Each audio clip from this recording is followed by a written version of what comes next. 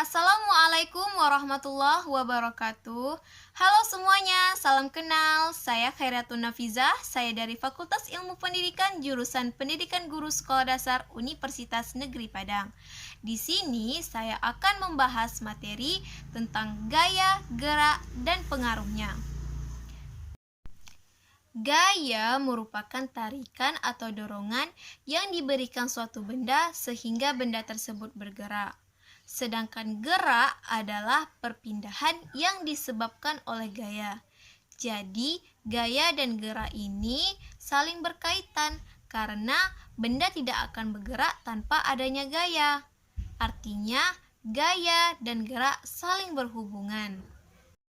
Kita menggunakan gaya untuk melakukan kegiatan sehari-hari. Nah, gaya yang dihasilkan kerja otot kita digunakan untuk mendorong meja, mengayuh sepeda, serta untuk menendang bola. Nah, gaya tersebut disebut dengan gaya otot. Akan tetapi, tidak hanya otot manusia yang menghasilkan gaya. Yuk kita simak dan kita pelajari apa sih itu jenis-jenis gaya. Adapun jenis-jenis gaya dalam kehidupan sehari-hari. Yang pertama, ada gaya otot. Gaya otot adalah gaya yang dihasilkan oleh otot tubuh, baik itu tubuh manusia ataupun tubuh hewan.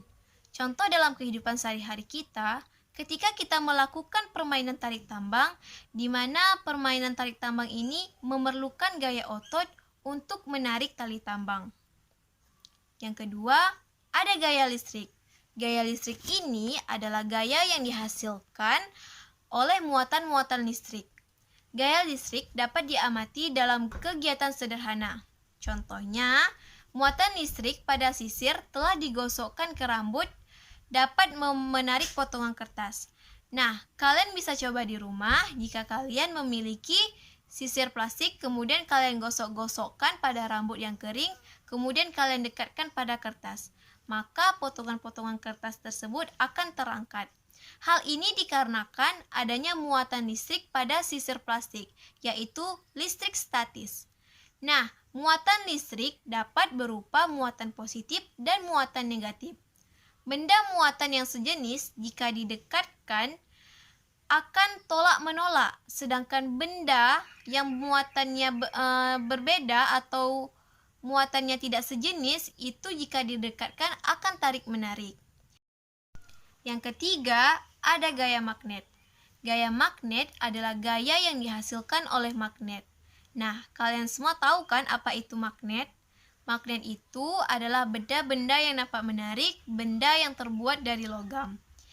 Ada dua jenis benda. Yang pertama, benda yang dapat ditarik oleh magnet, disebut dengan magnetis. Contohnya seperti besi, baja, dan lain sebagainya. Yang kedua, benda yang tidak dapat ditarik oleh magnet yang disebut dengan non-magnetis. Contohnya seperti plastik, kayu, dan sebagainya. Yang keempat, gaya gravitasi. Gaya gravitasi adalah gaya tarik bumi yang menyebabkan benda yang jatuh akan turun ke bawah. Contohnya adalah buah yang jatuh dari pohon. Buah yang jatuh dari pohon akan turun ke bawah karena adanya gaya tarik bumi. Nah, dengan adanya gaya gravitasi bumi ini, benda yang jatuh akan turun ke bawah. Kecuali tidak ada gaya gravitasi. Jika tidak ada gaya gravitasi, maka benda-benda di muka bumi ini akan melayang. Benda yang bergerak jatuh karena adanya gaya gravitasi disebut dengan gerak jatuh bebas. Yang kelima, gaya pegas. Gaya pegas adalah gaya yang dihasilkan oleh kerja benda elastis, misalkan karet. Contohnya ketika menarik panah yang terbuat dari karet. Gaya pegas timbul karena adanya sifat elastis pada benda karet. Contoh lain adalah ketika kita menarik ketapel, ketika kita main ketapel. Jadi kalau orang bermain ketapel ini menggunakan gaya pegas, yaitu menarik karet kemudian dilepaskan. Peristiwa itulah yang disebut dengan gaya pegas. Yang keenam, gaya gesek. Gaya gesek adalah gaya yang terjadi ketika dua permukaan benda saling bersentuhan.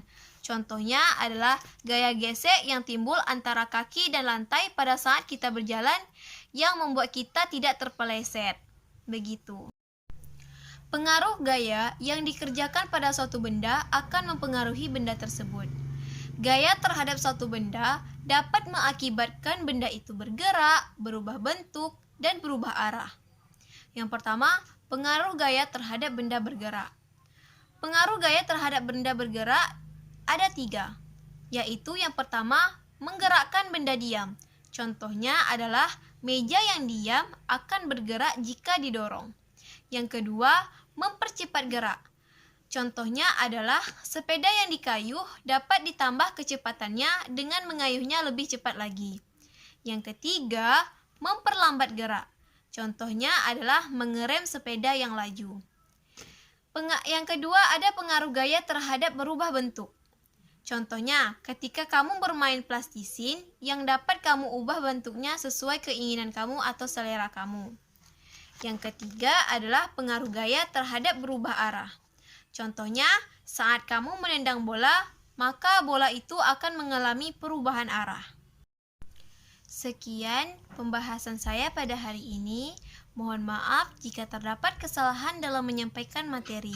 Saya sudahi dengan Assalamualaikum warahmatullahi wabarakatuh. Sekian, terima kasih semuanya.